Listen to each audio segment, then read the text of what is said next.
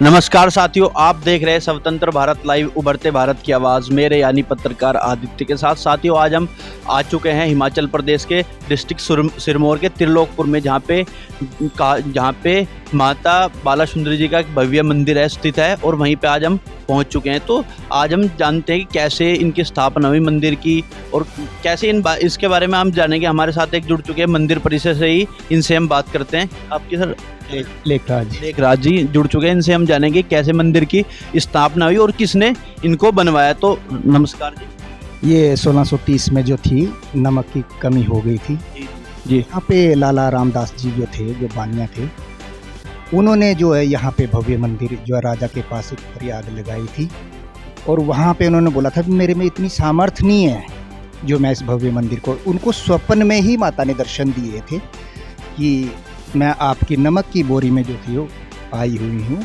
और इसमें आप जो है मेरा भव्य मंदिर बनाए। उन्होंने बोला कि मेरे में इतनी सामर्थ्य नहीं है।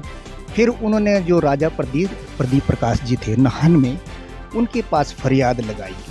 तो जो थे ये राजा प्रदीप प्रकाश जी जी यहाँ पे ये भव्य मंदिर बनाया था इसमें। तो कब की बात है, किस सन की बात है ये 1630 में जो है, 1630 में। तो आपको पुराना मंदिर है।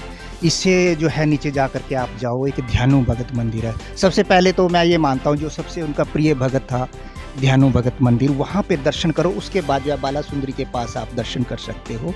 एक ये वैष्णो देवी का जो है एक बाल रूप है, माँ वैष्णो देवी का बाल्यकाल रूप जो उनको कहा जाता में है। ये अगर ये किसी को अगर दर्शन करने हो तो एक किस्म से मैं बोलता हूँ कि बच्चे के रूप में आप लोग इसमें दर्शन कीजिए, उसमें आपको ये स्पष्ट रूप से दिखेगी। जैसे छोटी छोटी कंजकाएँ यहाँ घूमती है, उनके रूप में आप बिल्कुल नहीं पहचान सकेंगे कि कौन सी इसमें देवी है, किस प्रकार से। तो एक किस्म से बच्चों जैसी इसकी जिद है, जैसे छोटा बच्चा जिद करता है ना, वैसे ही ये जो है बच्चों जैसी माता जिद करती है। मेले में ज़्यादातर जो जितने भी बच्चे हैं ना, यहाँ पर मैक्सिमम जितनी अरदास लेकर के गांव से दूर दराज से आते हैं बेचारे, आएंगे यहाँ पे दर्शन करने आएंगे, लेकिन उनका जब बच्चा गुम होता है सूचना केंद्र में आता है बड़ी, और फिर 2 मिनट के बाद मिल भी जाते हैं। ऐसी मतलब इसकी शरारत है बच्चों जैसी, ये है।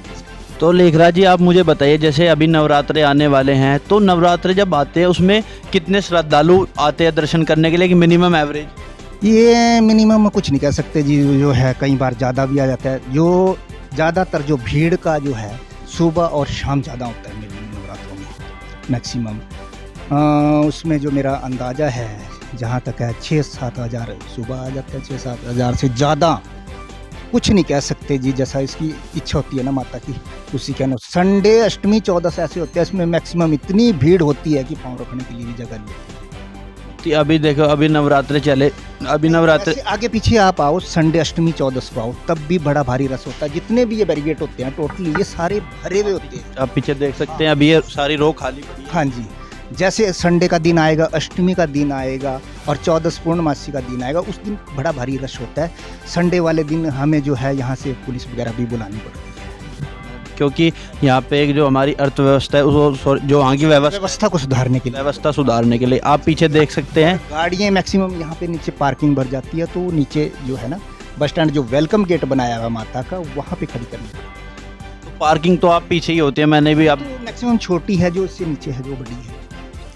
हाँ जी। तो ये यहाँ पे अगर आप दर्शन करना आना चाहते हैं तो आपको हर चीज़ की सुविधा मिलेगी। और लेखराज जी, आप बताइए, जो कुछ श्रद्धालु आते हैं जैसे बाहर से, उनके लिए रहने के लिए क्या प्रावधान है यहाँ? यहाँ पे यात्री निवास है और धर्मशाला है, जो पानीपत की जो है ये धर्मशाला है, और एक नई धर्मशाला बनी है, उसका नाम भी यात्री निवास में तब्दील किया गया है। तो सब बहुत बहुत धन्यवाद आपका हमारे साथ जुड़ने के लिए, लेखराज। जय मां। तो आप पीछे देख सकते हैं चांदी का मंदिर है, ये आप देख सकते हैं। पीछे अंदर जो माँ की प्रतिमा है वो रखी गई है। हम आपको दर्शन तो नहीं करा सकते क्योंकि ये हमारी आस्था है, इन्हीं से हम जुड़े हुए। फूले में दर्शन नहीं हो सकते ना माता के, मेन जो होता है इसका जो फूलों के दर्शन होते हैं।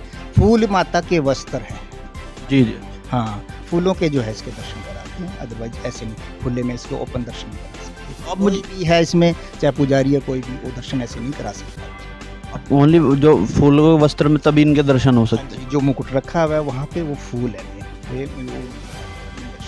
तो इनके बाद ये कहा जाता है ललिता देवी जी भी स्थित हैं, उनकी यहाँ से दूरी कितने किलोमीटर की है? यहाँ से 2 किलोमीटर है। तो ऊपर पहाड़ के ऊपर विराजमान है। तो सबसे एक लेखराज जी आप बताइए, जो एक जानी चोर जी हैं उनका भी वर्णन क्या है, उनकी क्या विशेषता है? की विशेषता ये है, वो ऐसा बताते हैं कि जैसे कोई भी चोरी करनी उन्हें, मतलब अमीरों को लूटता था और वो गरीबों में बांटता था, कुछ ऐसा बताते थे। गरीबों की सेवाएं करता था, वो चोर नहीं माना जाता, मैं तो ये बोलता हूँ जी। लेकिन नाम से तो जानी चोर के वो नाम। फेमस है ना उस चीज़ में जो है ना, लेकिन वो ऐसा नहीं, जो एक गरीबों की सेवा करे वो चोर थोड़ी माना जाएगा। हाँ नहीं बिल्कुल भी, और इसीलिए कहा उनके दर्शन भी होते हैं, और माता ने भी ये कहा है कि जब तक आप उनके दर्शन नहीं करें आपकी यात्रा भी पूर्ण नहीं मानी जाएगी। तो इसलिए क्योंकि वे नहीं, उसमें जो है आप दर्शन कर सकते हैं, लोगों की इच्छाएं ज़बरदस्ती तो हम उसमें कर नहीं सकते, लेकिन मेन जो है दयानु भगत के दर्शन जरूरी है। जैसे वैष्णो देवी जाओ आप, वहाँ जो है भैरव के दर्शन होते हैं ना, तो ये जो है इसका परम भक्त है दयानु भगत, इसके दर्शन जरूर करने चाहिए।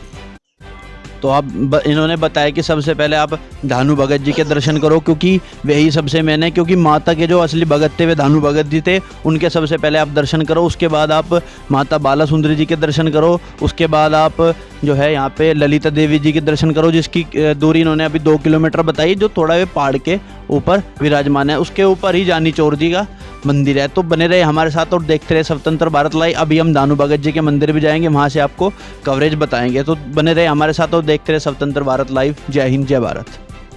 रेलवे से रॉयल पैलेस इस कदर गायब फैला दिया है। बहुत सी रहस्यमयी और सीरियस जय हिंद साथियों, मैं हिमांशु अग्रवाल। ऐसी रोमांचक बातें जो आपने पहले कभी नहीं। 1870 में दावेदारी तो ठोक रहे हैं, लेकिन आम जनता ही इनसे खुश नजर नहीं। एक बार फिर से इतिहास रच चुकी है।